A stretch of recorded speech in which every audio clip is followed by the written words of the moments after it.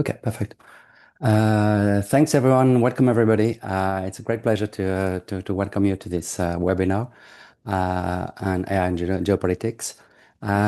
We'll have 4 panelists today, and we'll be just doing the introduction. Thomas Friang here will be hosting the whole session, but I'm just been invited to say a word at the introduction because we at ESSEC have 4 institutes that try to tackle all the issues that companies and countries are facing nowadays, and employees and humans in general. So my name is Guillaume, and I'm academic director for the institute we call MetaLab, which is MetaLab for Data, AI and Society. Essentially, at ESSEC we've been creating those institutes, and then the MetaLab has been trying to work with about 60 of our professors and lots of companies over the last 6 years, developing tools, trying to foster adoption and think about data technology and AI in particular. And what we do is really thinking about, and that's very important for a business school like we are, is what is it about production? I mean, how do we produce good tools, good technology? The key issue has been adoption for us so far, because we want to help companies adopt efficiently, and indeed that means that we need to design the tools in a good way so that they really provide value to the companies. But we're also very interested, and this is why I'm very happy to be here and listen to this talk, because we're very also interested in the human impact that technology has. We all know that AI is changing cognitive capabilities. We all kind of have the issues and kind of been wondering about creativity in respect to a generative AI. And in particular, this means that it potentially has a lot of risks. And this risk is a topic that we've been wondering a lot about recently, and in particular, because we all know that in the private sector, firms make their own decisions, and we really live in a decentralized economy. And we know that recently, companies have been facing the issue of what to do in face of technology. Do we adopt American technology? Do we adopt Chinese technology? Do we wait for better European technologies to develop, or other countries? What should we do? And we know that geopolitical questions have been very much at stake recently, because I know, talking to some partners that we have, that many companies in France in particular, recently, when there'd been this discussion about Greenland or not Greenland, whether there's kind of retortion from the European Commission, people have been wondering, okay, as a company, when we want to mitigate risks in the long run, what do we do? I mean, do we plan for possible cutoff from American technology in digital services?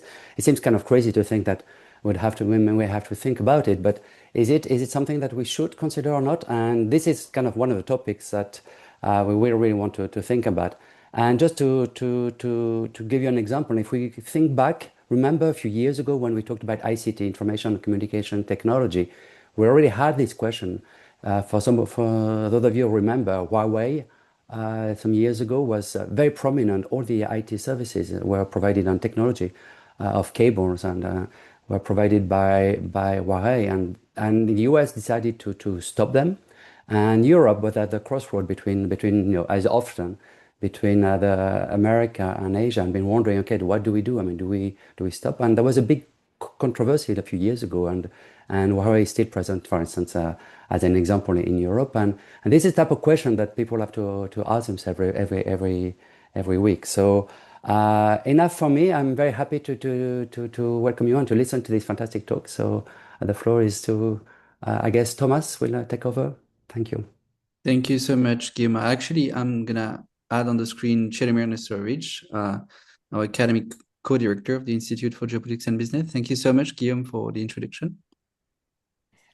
Okay, thank you very much, Thomas. I'm very happy to participate in this webinar and to welcome you on behalf of the Institute for Geopolitics and Business. We had some other webinars on currency, on negotiation, on many other aspects, but this one is the tech aspect, which is sometimes not looked upon from the geopolitical point of view. But as Guillaume has indicated, in the case of Huawei, in the past, we already had to discuss about this issue. So I'm calling from Singapore, and in Singapore we can have also specific issues about AI, because here we are clearly in between of the United States and China. And everything which is coming from the two countries is having a deep impact. At least for Guillaume, you are present in the European Union. So we can talk about, let's say, an imaginary European reaction or a real reaction. We have to see, but at least you can talk about that. In Singapore, we cannot. It's a very small country, and it is in between of the two giants. However, Singapore has decided recently, so it was a few weeks back, to invest in AI. And they have decided to invest $1 billion for the next 5 years. So you would say $1 billion is probably not enough. But on the other side, it's a small country. So regarding the size of the country, if we have $1 billion investments, this is something which is significant for a country like Singapore. And in order to finish my preliminary discussion, from the geopolitical point of view, there is a question of sovereignty in order to see who is sovereign in AI. And as Guillaume has indicated, we have several dimensions of AI. So it can be, for instance, for the cables. So he mentioned the cables.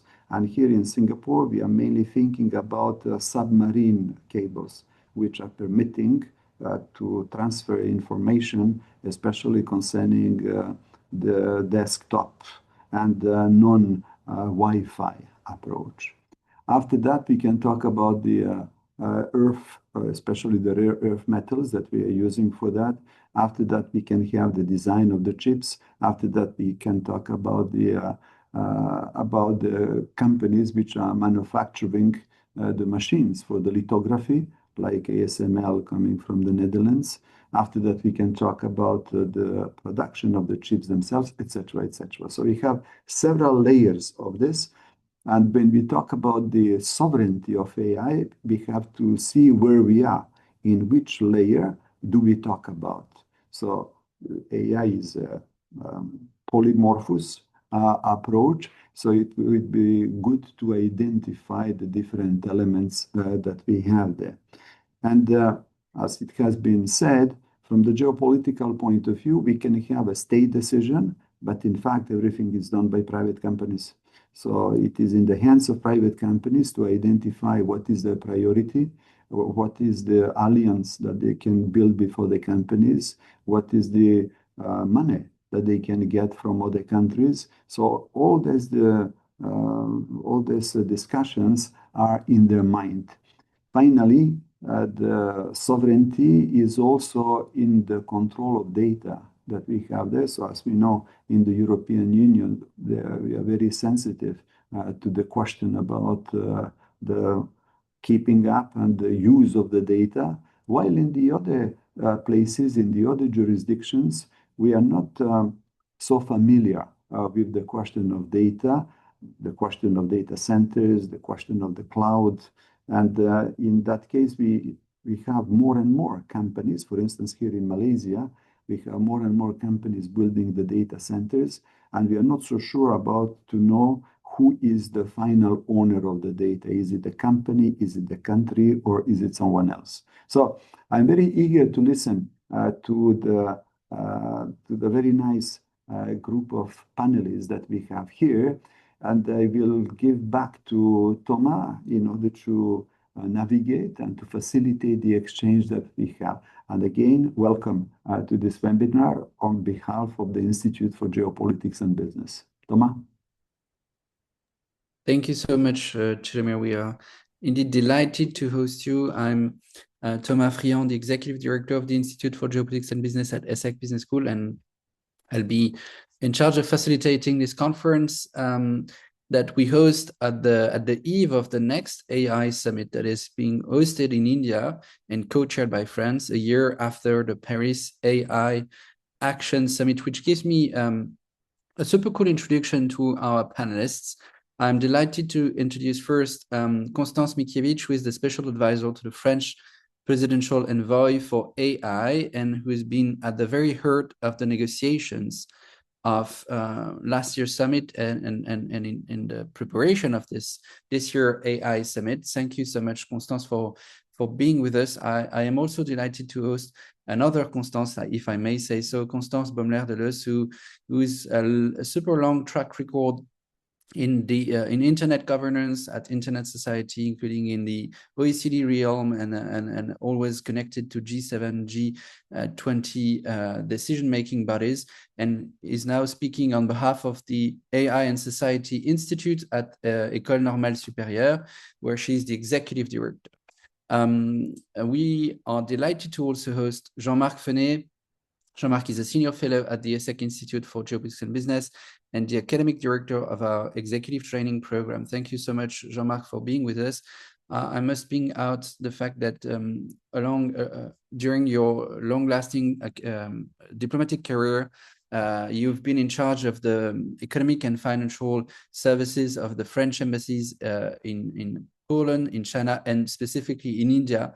That's why also we wanted to have you here, as India is a critical player in this year's AI diplomacy. And last but not least, we're delighted to host Sandrine RICHARD, who is a former lawyer. Sandrine is a member of the ethics committee of the Post, and she's also part of the Gendarmerie Nationale, where she's a reserve colonel. So we are delighted to have you four. I'll be running the questions to guide our audience through the reflection on this burning topic. And from there, I'll say to our audience that we will have the chance to take questions in the second part of the webinar, but you can start asking your questions on the chat. I'll try to read them throughout the conversation and ask our speakers to take them into account. So thank you so much for you.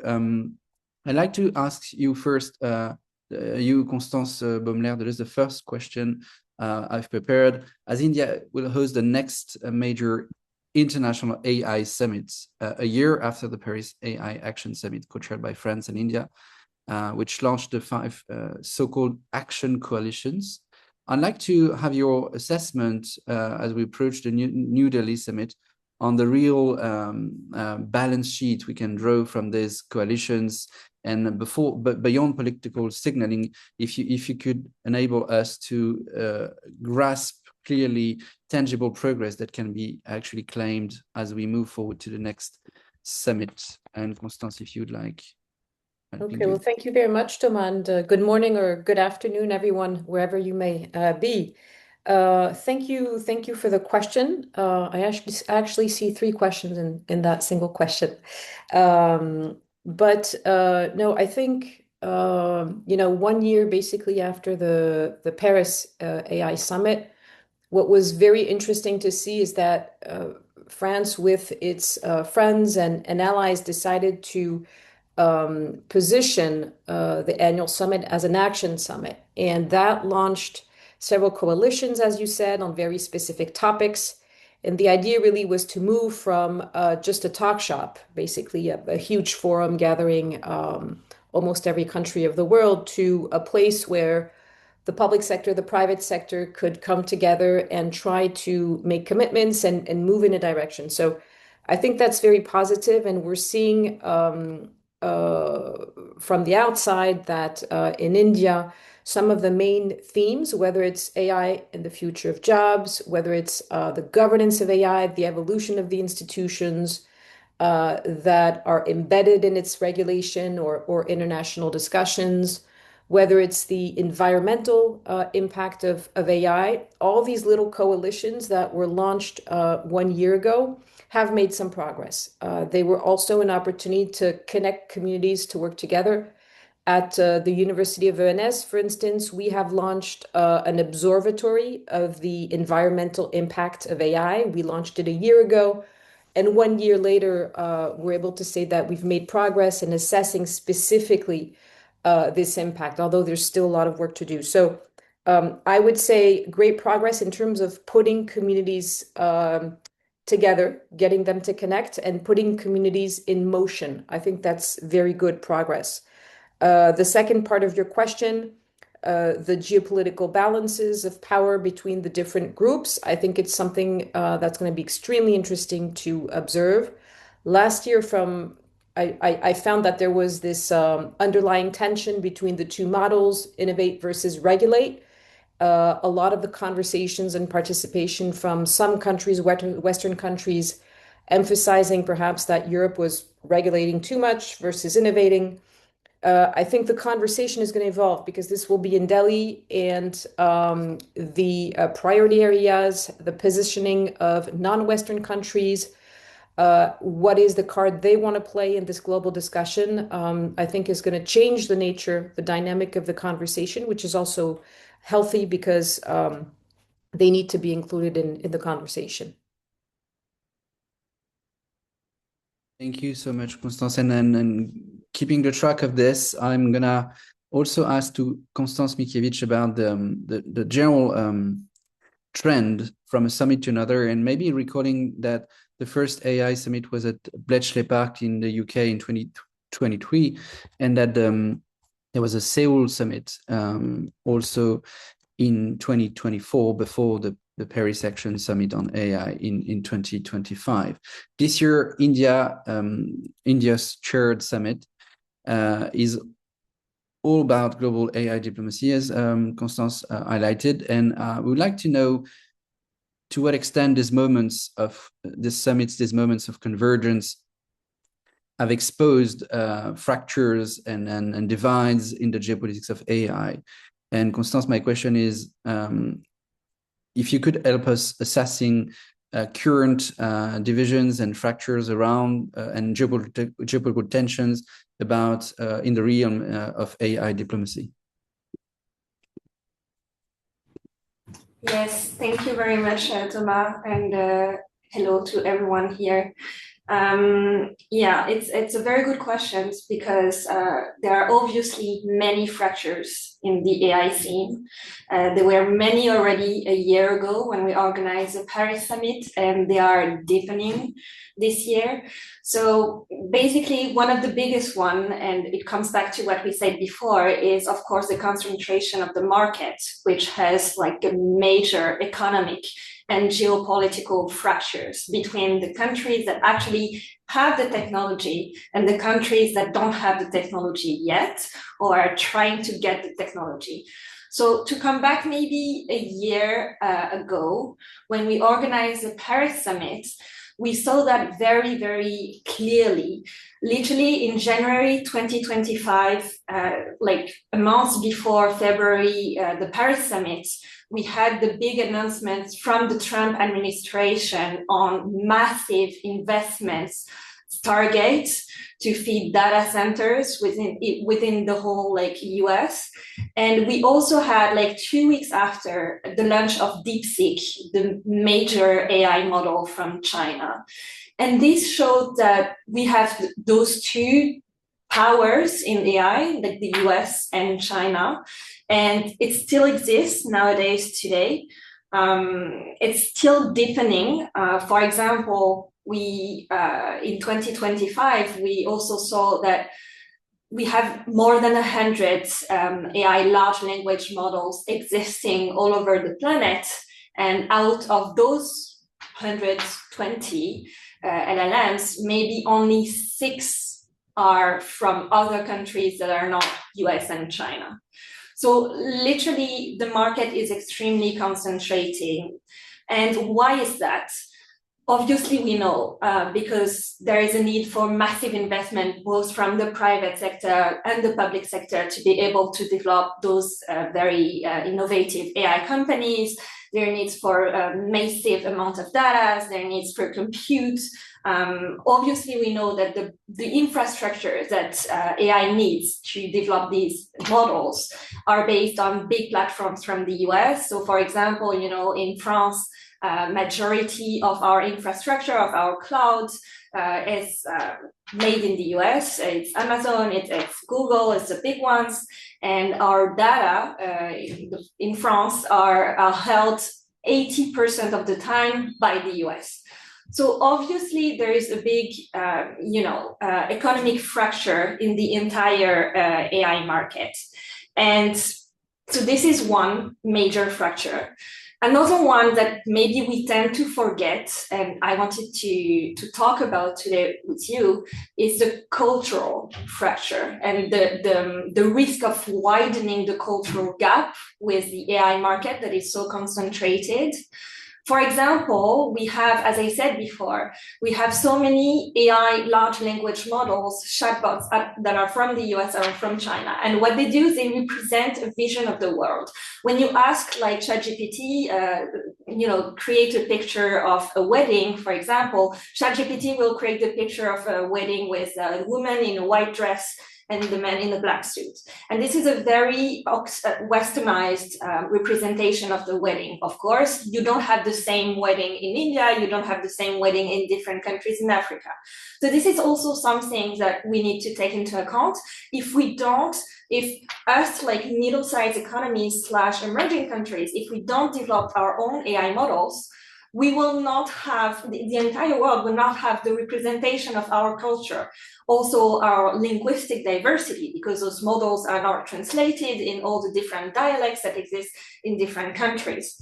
So this is literally the big question. Now, so it's a bit of a negative, but the question is a bit like fractures and how it's widening. It's a bit of a negative landscape. But what are the solutions to this? And that's something that we tried to solve with the Paris Summit last year. The solution to this is to say, so first, we want everyone at the table, every country has a role to play in the AI scene. And when we organized the Paris Summit, we invited more than 100 countries. And the idea was that we could share best practices, policies, but also innovative strategies, countries to countries, so everyone can develop their own models. Of course, not everyone is going to be able to develop big models, large language models, because of everything that we said before. But you have those small models that are very impactful for public health, for agriculture, for education. That's what we tried to do during the Paris Summit. The second solution to this is, of course, and we touched upon at the beginning of this panel, is to reinforce sovereignty. We need to make sure that we're less dependent on the infrastructures of the big tech companies. And that was a big priority of the EU during the summit in Paris last year. So they decided to go not just from regulation, but from regulation to innovation, to have an investment package. They invested more than 200 billion euros to create those AI companies and to reinforce the AI innovative ecosystem throughout Europe. There was an announcement of investments in France as well, 109 billion euros investment, also to have the construction of the value chain within France, the launch of the AI factories, which are like big compute, massive compute capacities, the Xscaler, we have in France Alice Lecoq. So there are many things. Sovereignty is really the solution to this question of this fracture. India is trying to do that also with the summit today. And what they really have in mind is bringing the global south in the picture, giving AI resources, giving access to AI resources to those countries, and making sure, and this is also last thing that I wanted to say, that beyond just the economic markets and the bottlenecks that we have, we also need those countries to be part of the governance, the global international governance discussion of AI, and making sure that was a priority of India that they're trying to do with the summit this year, making sure that all those African / Asian from countries, Latin American countries are at the table of discussion at the UN level, for example, with the Global Digital Compact, this new high-level panel for scientists to decide what the state of science in AI, making sure that everyone has a voice to say and to share their common approaches of AI. So we don't come back to those cultural fractures where we have only two different models. Thank you so much, Constance, to help us understanding the geopolitical scene on AI, which is going to help me to turn to Sandrine because AI geopolitics is not only about technological leadership, as we just heard from Constance. It's and more, even more, because it's fundamentally not it's a fundamentally dual use technology. And having that in mind, it enables us to understand how AI reshapes power across security norms, law, and potentially coercion techniques. So beyond the tech race itself that we just heard about, I'm curious on having your outlook on the most critical geostrategic battlegrounds that now emerge from this AI competition. Okay, so sorry for my voice. Thank you, Thomas, and hello to everyone. I'm very happy to be here with you. So, yes, it's a great question because beyond the tech race, the real question is where are the real geostrategic battleground? And so when we speak about AI geopolitics or focusing solely on technological leadership is increasingly reductive. So the most critical battlegrounds are no longer confined to innovation metrics or model performance. They are very systemic, structural, and deeply political. Why I said that? Because first, I can see 3 points. First, strategic dependency have become very central instruments of power. If you remember, it's for me the really same that anti-corruption. You know, it's like a tool of war. You know, so compute capacity, advanced semiconductor, cloud infrastructure, so on, access to energy, and and rare inputs now function as geopolitical leverage points. You know, so AI geopolitics is therefore inseparable from supply chain security, export controls, industrial policy, and resilience strategies. States are not merely competing to innovate faster, but to secure, to protect, or selectively deny access to the foundation on which AI system depends. It's really important to understand for me this point. And in second, norm setting and legal architecture constitute a decisive arena of influence. AI governance framework are not neutral technical tools. For me, they encode value. If you look around, they really encode value, define legitimate use of force, of course, surveillance and automation, and shape global markets.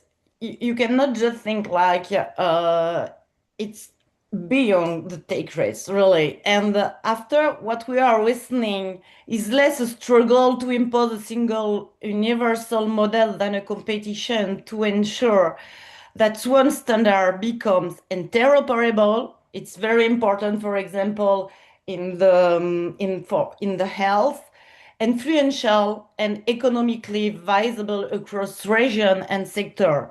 So this is the second point. And the third point for me is the security and coercion are shifting into gray zone below the threshold sorry, of armed conflict.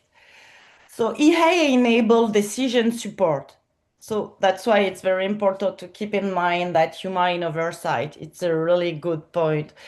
And predictive analytics, information operation and autonomous or semi-autonomous systems are transforming the trends, attribution and escalation dynamics. This evolution challenges traditional security doctrine, particularly around responsibility, accountability, and meaningfully human control. Concepts that were not are designed for algorithmically mediated power.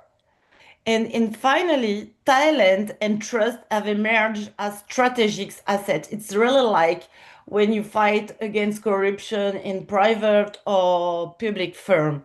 This is the key, trust, and the capacity to attract and retain scientific talent.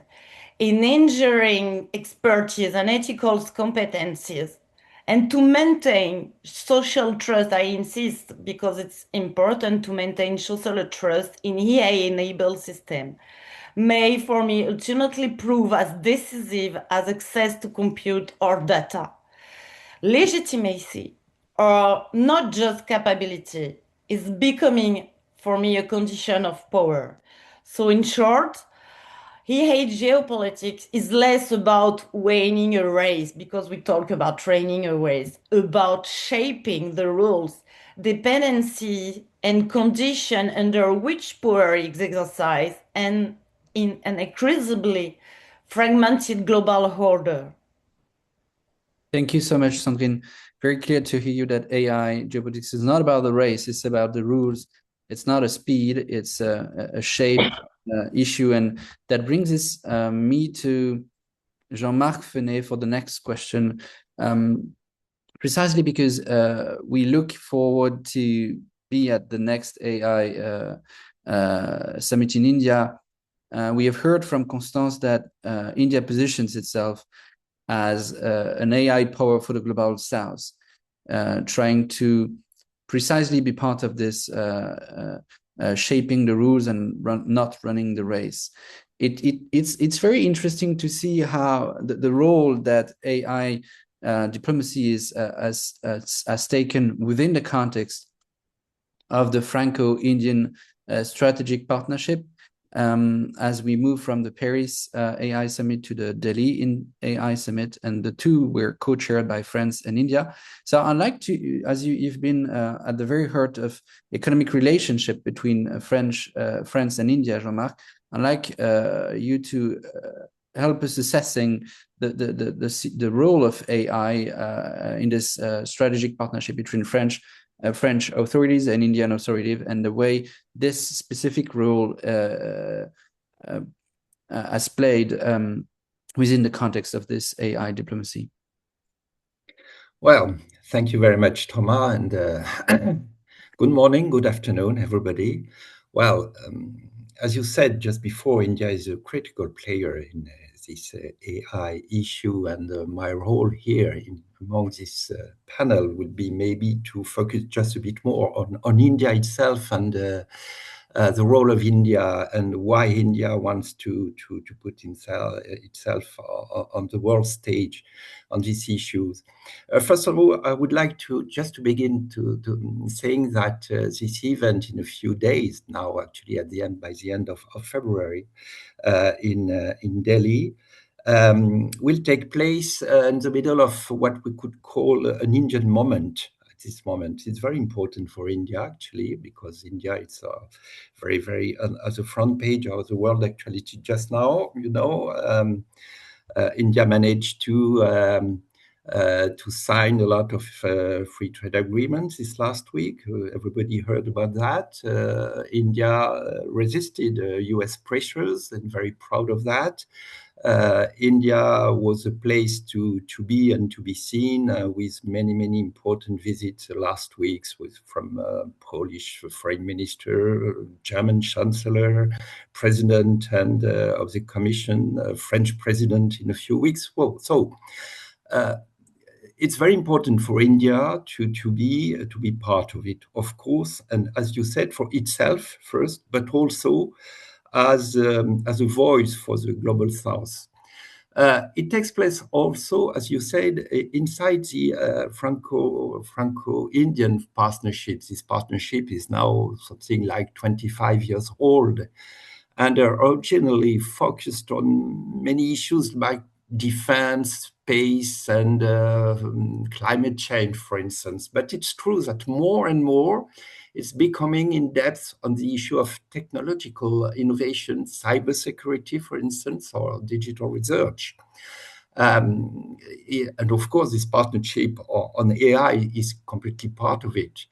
And it's interest of both countries, India and France. But for Indian and for our Indian friends, it's completely vital. Everybody knows that India has largely based its economic power on IT services, and sometimes we say that if China is a factory of the world, maybe India is the office of the world, you know, and IT services count a lot, especially for export. In India, you know, IT service sector is about 10% of Indian GDP, but it's about a third of the global export of goods and services together. And everybody knows Indian champions around the world like TCS, you know, Tata Consulting Services, or Infosys, or Wipro, but also a whole ecosystem of a startup behind that.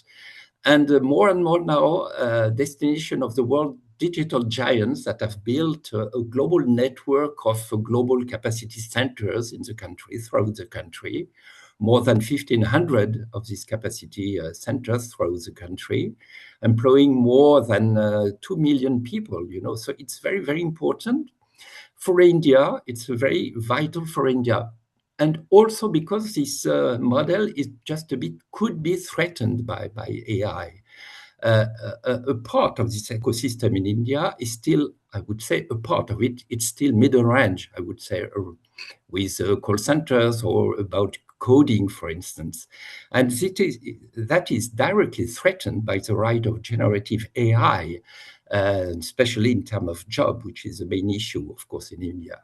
So becoming a global AI leader is therefore essential for the country to climb up the value chain in the IT services, to stay in the global race, and not to jeopardize these main assets, especially in the context of the industrial sectors that remains weak in India, not very exporting.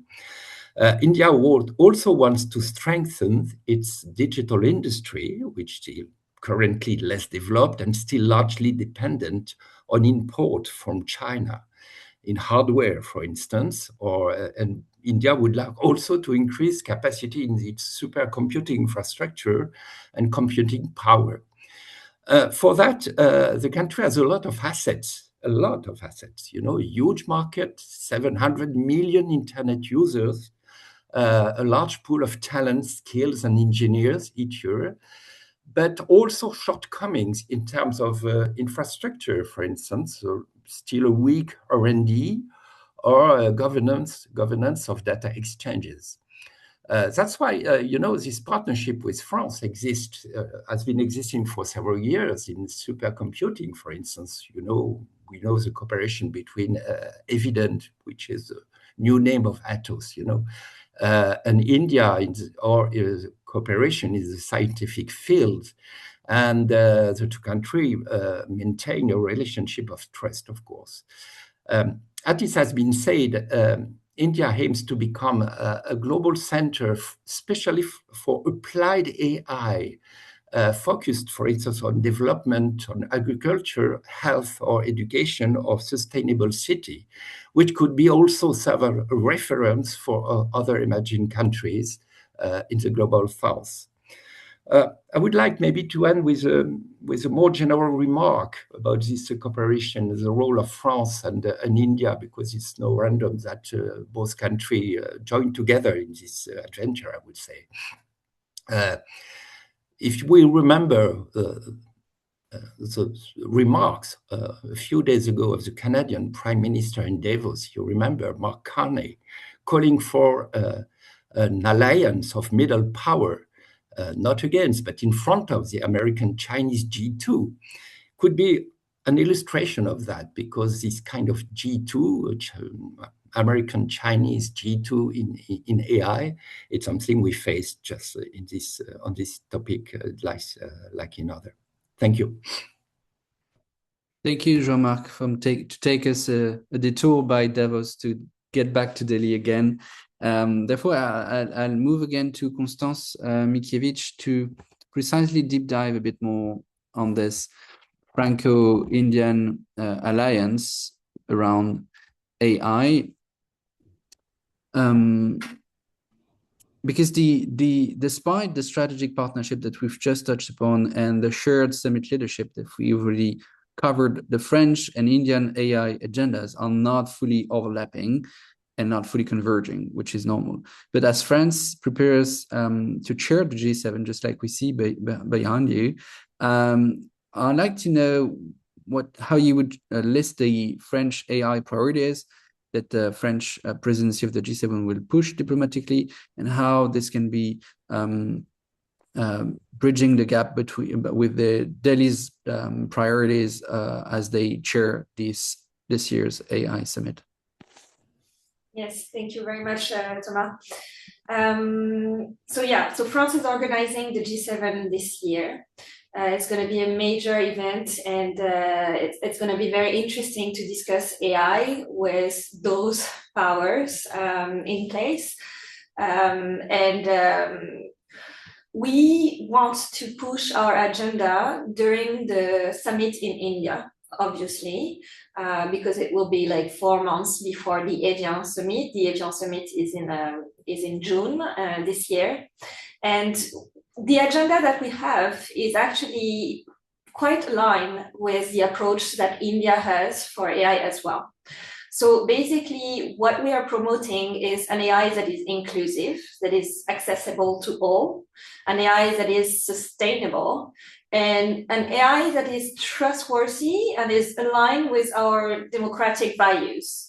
And on this part, for example, we share a very common interests with India, which are very different interests from the US, for example.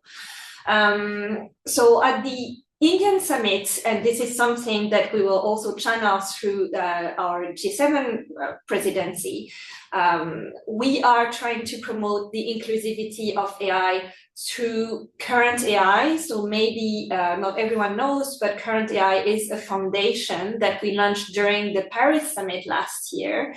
And so it's a philanthropy, and it's gathering investments from all over the world, from big other philanthropies, but also supports from countries, both from developed countries, but also emerging countries, to give access to AI resources, infrastructures to emerging countries. So it will be like, for example, data sets in the health sector to reinforce the emergence of small impactful models in health for Nigeria, I don't know, or some other countries, or it will be sharing compute, or it will be sharing investments together to develop those AI models for those emerging countries.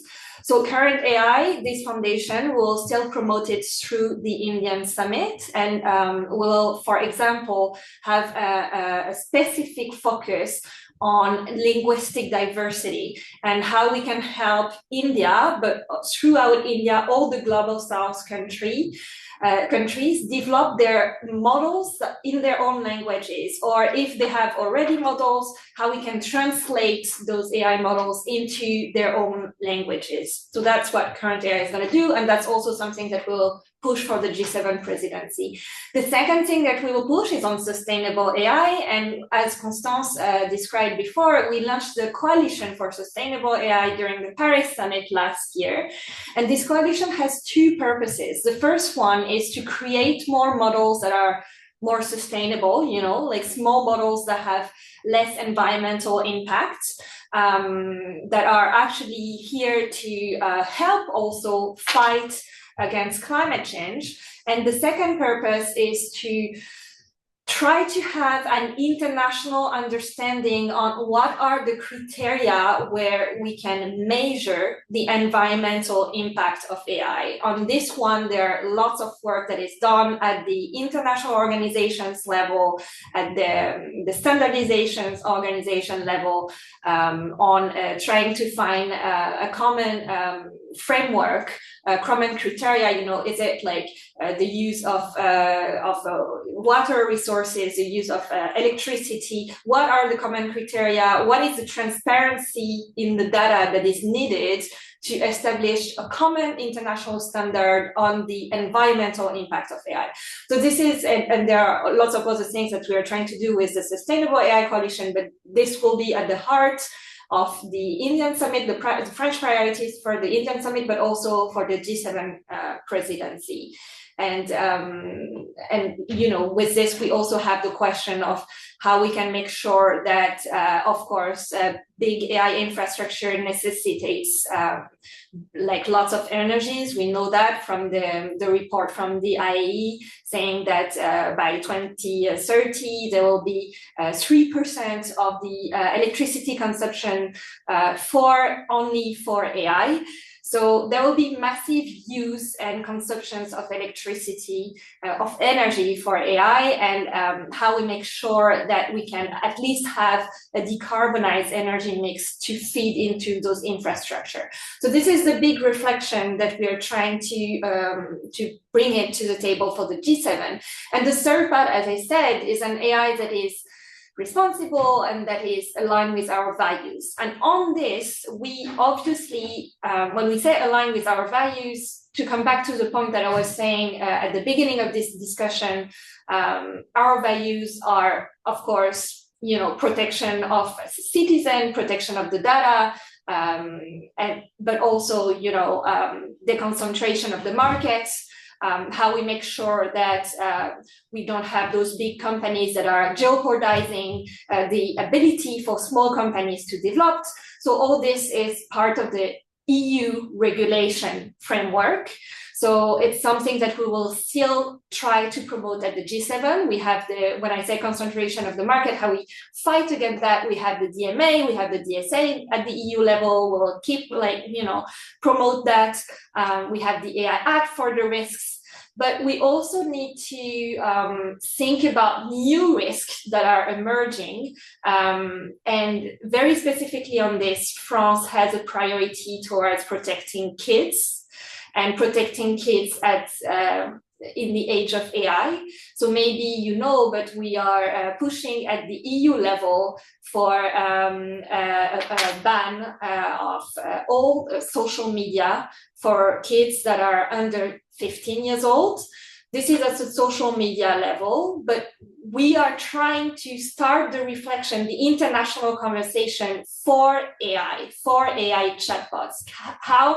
What can we do to protect our kids from the big risks and threats that the AI chatbots have when, for example, they are influencing kids into committing suicides, you know, or committing bad things. And there are many other threats for the children out there with the AI area that we will try to address, and this will be a big priority of the G7. It's also something that India is looking at. And it's definitely, it will be, as I said, a topic that is consensual for certain countries, like aligned countries, but difficult for others, like the US, for example. Thank you so much, Constance. As we move forward to the deeper and deeper in the second part of this moderated discussion, I'm turning to Sandrine, and then I'll go to Constance de LEUSSE and to Jean-Marc, and maybe asking for shorter answers to keep the schedule on. Sandrine, we just heard that against the backdrop of dominant US and Chinese AI models, France and India are often portrayed as potential architects of a third way. And that's what we've also heard from officials today.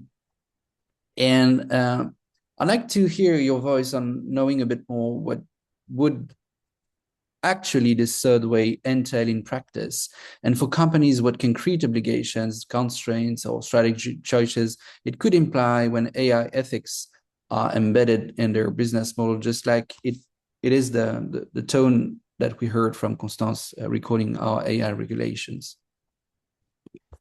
Thank you, Thomas. So from where I see it, I think for me, when you say the so-called third way, it's not about sitting between US and China. It's about choosing, as I said, a different logic of power. You know what I mean? It means that, for example, the notion of third way should not be understood as a compromise between dominant models, nor as a neutral middle ground. It means it's better. It is a better frame as a strategic proposition. In practice, in fact, such a third way will rest on 3 pillars. The first pillar is strategic autonomy without isolation. I insist, without isolation. Means France and India do not seek technological decoupling. Rather, they aim to preserve the capacity to make sovereign choices in data governance, infrastructure, defense application, industrial policy, while remaining deeply embedded in the global innovation ecosystems. So autonomy for me here is about optionality and resilience, not withdrawal. The second pillar, it's of course ethics as a framework for power and not a constraint on it. You know, it's like a competitive advantage. It's what I will say by competitive advantage. It means like embedding ethics into AI governance is not about slowing innovation. Sorry, but more about securing legitimacy, predictability, and of course, long-term trust. It's so important right now, especially right now, to talk about long-term trust. This approach explicitly recognizes EA as a dual-use technology and insists on clear boundaries. Human oversight, accountability, proportionality, and traceability, particularly in sensitive domains such as, of course, security. And you can include cybersecurity, justice, and public authority, and health also, and maybe education, but education can be included in justice and in security. And the third pillar is a realism-based multilateralism, which means rather than relying on abstract universal declaration. This third way, if you can call this third way, prioritize pragmatic cooperation, means interoperabilities of standard, like, for example, ISO, sector-specific governance, mechanism. If I have time, I will develop this point, but sector-specific governance mechanism and coalition of trust among states and companies willing to align on concrete, enforceable principle. So this implication for company, it's now, you know, you can say, I don't know, in French you say proton état. The company are like, they are very powerful. It's like a kind of state. So for companies, this approach has immediate and tangible consequences. The first, it implies a responsibility beyond formal compliance. Firm will be expected to integrate ethical risk assessment. Again, this is exactly the same way of doing when you talk about anti-corruption and with FCPA and so on. So governance and auditability directly into the design, deployment and life cycle management of EA system, and especially in critical sectors or when supplying public authority. After, it also requires strategic positioning choices. Companies may need to decide where data is hosted, how transparent model can be, how dual use risks are managed, and whether certain markets or applications are incompatible with the long-term ethical and strategic commitment, so they can say not. So they have, it's very strategic positioning choices. And finally, when you think about it, it creates long-term opportunities. It's as EA becomes embedded in core state function and critical infrastructures, trust, and I insist again, sorry, trust will increasingly function as a competitive advantage. Companies able to demonstrate robustness, accountability, and alignment with democratic values will be better positioned to operate sustainability across jurisdictions. And we know that in this moment, in this context, sustainability, it's so important. It's very important to make business, to, yes, not just to make business, but to keep the trust of citizens. And it's a big point. And in that sense, the third way is not an abstract doctrine, you know. It's a strategic ecosystem, one in which states and companies co-evolve, balancing innovation, security, and responsibility in a world where AI is no longer optional, but foundational.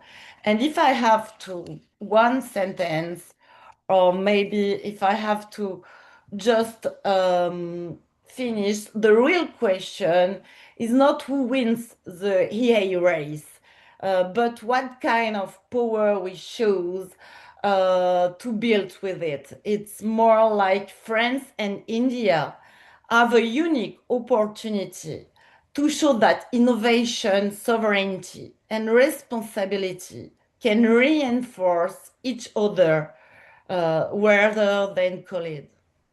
Thank you so much, Sandrine. That brings me directly to Constance. As Europe has promoted a distinctive AI governance model, which kind of echo what Sandrine just presented as a third way, rooted in ethics, transparency, involvement of academic community in scrutinizing algorithm. And that's very important to also see the role of science in this third way. Is this truly a viable third way in global AI geopolitics, or does Europe's relative technological industrial lag fundamentally limits its influence? Constance? That's a very long question. Goodness. I think, and I'll try to keep it short because I think we're actually at time. So I want to leave space for others to intervene. But this balance between the necessity to be competitive, to innovate, and this priority we have to regulate, especially in Europe, brings a lot of questions. And I think it's absolutely a valid point to think about how we want to protect our value system and how regulation can also be perhaps a way to protect the EU market, which is innovating a little more slowly than in China or in the US. But I would say that today we've heard a lot about how the third way was a way to protect our value system, which is absolutely important, but also very strong emphasis on regulation. The third way, from my perspective, at the same time, should also be about, and I think Cédomir, and I hope I pronounce your name correctly, apologies if not. The third way, in my perspective, should also be about how in the Euro stack or the stack, the tech stack in general, we identify the sweet spot, the niche where we Europeans, but perhaps Indians and other countries could invest to be competitive, at least in one or two spaces in the overall stack. I think if we want to be credible, if we want to be strong, and if we want to have a real third way to propose, it can't be solely based on defensive regulation. It also has to be embedded in a real industrial strategic plan. And that could be through the identification of a niche in the tech stack where, with regards to AI, the Europeans or the Indians and others could be the best. Thank you so much for being so synthetic, Constance, for that long question. You captured the very spirit of it. Turning to the next question to Jean-Marc, and being back to India at some point, to what extent does India itself pursue a normative agenda for the future of AI? We just heard from Constance that a defensive approach is limited. Does hosting this summit reflect a coherent vision for global AI governance, or is it primarily driven by a development strategy that places generative AI as the center of India's economic ambition, Jean-Marc?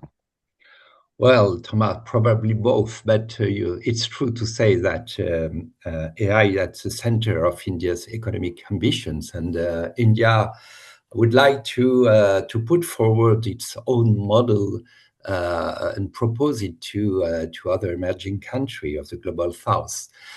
India has made a lot of progress in recent years in terms of digital infrastructure for public data, for instance. They have developed a model for public data, which is called Stack, India Stack, with pillars. I have no time to develop that if somebody is interested, with Aadhaar, biometric identification, payment system, and also protection architecture. But anyway, they would like to replicate this model for non-public sector, and they have launched an internal platform called AI Kosh. Well, once again, we could develop, if somebody is interested, developed by especially a governmental think tank called Niti Aayog, very famous inside India.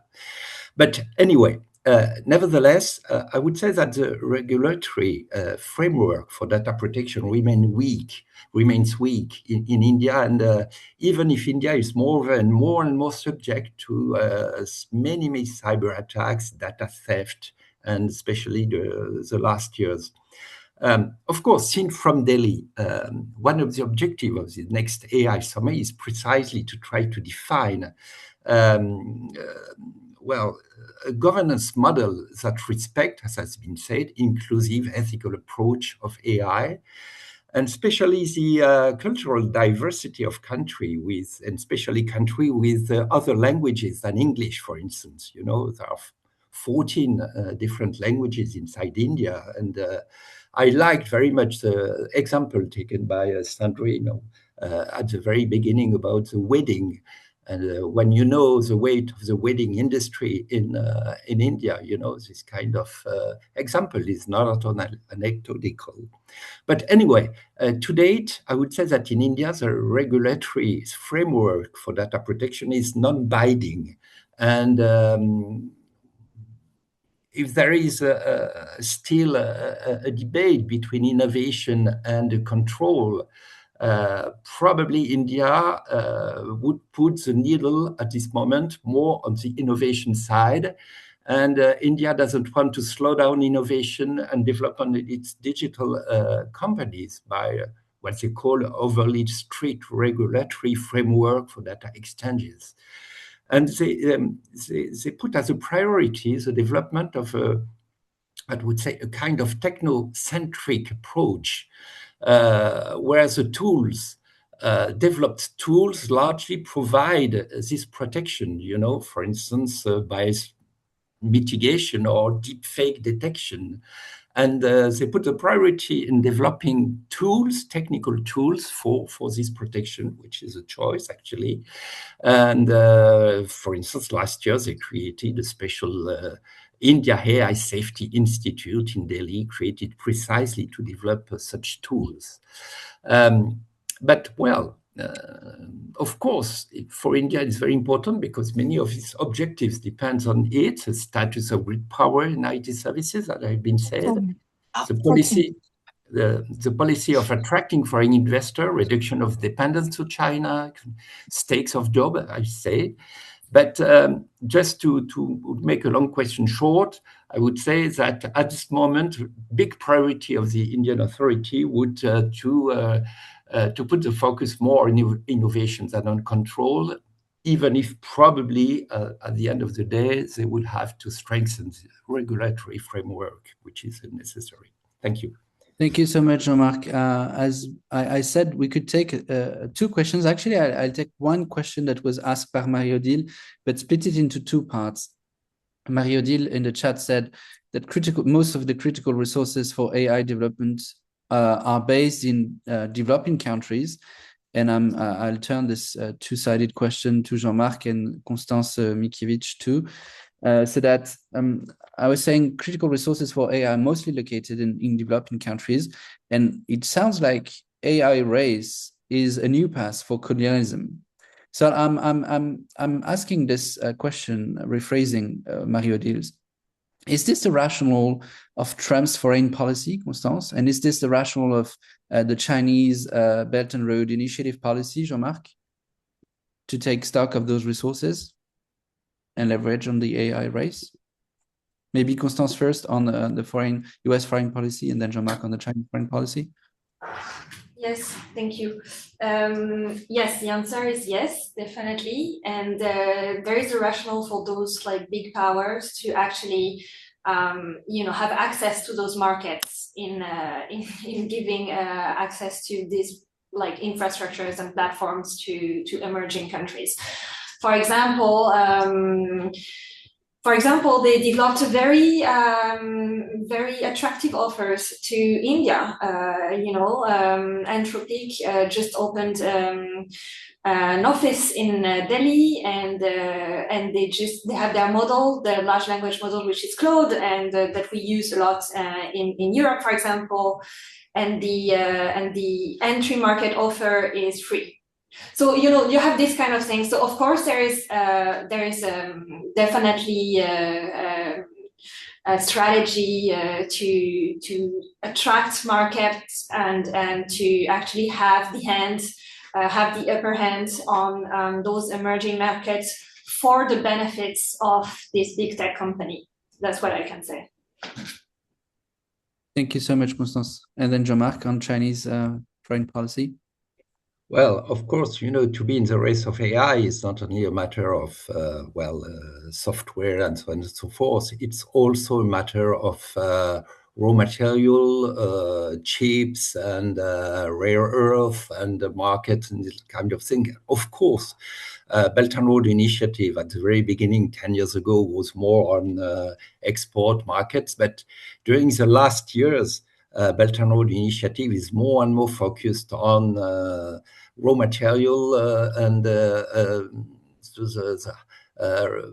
chain values, and it's less on Africa, more on Latin America because of lithium, because of all this raw material which is necessary to build some chips and some other device necessary for that. And on this race, it's very important for other countries except US and China.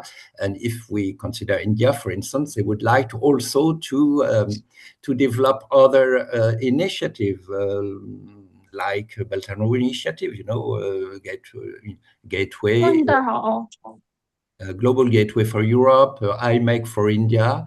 But at the end of the day, to be in the race of AI, it's also a matter of data center, of computing capacity, of energy and water for that, and something which are commodities very heavy for that. And it's not only a matter of software, of engineer, or something like that. It's also a real industry behind, and something which has to be built by different countries, not to leave alone China on this race.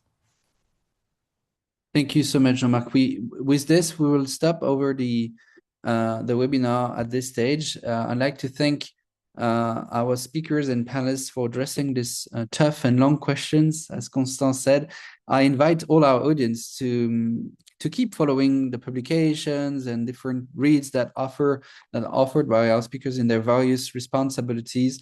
It's always fascinating to read them through, and I'm really thankful that you took the time to share your insight with us. The leading idea I have on my mind in wrapping up this conversation is the fact that as we move forward, as for now, the geopolitics of AI is mostly driven by the Chinese-US competitive race, which has a strong technological component, but is made of lots of investments and private actors being also powers of AI. So that this space of AI geopolitics is super interesting, as it focuses our attention on the fact that geopolitical actors are not only public powers; they are also private companies in this sector. And in that context, Geopolitics of AI invites Europe in partnership with leading emerging powers or leading economies like India to shape a third way, not only by defensive and regulatory approaches, but by also targeted investments as standards, norms, and as power are shaped by technological innovations and not only by regulations. This is some sort of the call for action I take away from these conversations that sheds light on the main features of the next AI summit that takes place in India next week. That's the fruitful results of this very powerful conversation between Constance BOMMELAER de LEUSSE, Constance MICKIEWICZ, Jean-Marc FENET, and Sandrine RICHARD. I'd like to thank you, the four of you. Thank Guillaume CHEVILLON from MetaLab Institute for Data and Society to introducing this conversation, and handing over back to Cédomir NESTOROVIC, our academic co-director at the ESSEC Institute for Geopolitics and Business, to give you a last goodbye word as we move forward to our next webinar while the summit in India will happen. Thank you, Thomas. It was very interesting and very insightful to listen to all the presentations. Before coming here, I was teaching to the Grande École program from ESSEC here in Singapore, and I asked them the question, what do you expect from this kind of webinar? So it was very interesting to see how they were reacting to this, and I recognized some of the topics that we have here. So the question of diplomacy of AI was expected by the students. The topic of ethics in AI was very high on their expectations. So we have, of course, the different countries, that is the United States and China, but India is also, especially because of the summit. So all the topics that have been covered here are also some topics that are of concern for the young people. And as we know, the future is for the young people. So it was interesting to see how do they connect with the topics that we covered here. So thank you very much for that. And thank you to you, Thomas, for organizing this and also for facilitating this exchange. See you next time. Bye-bye. Bye.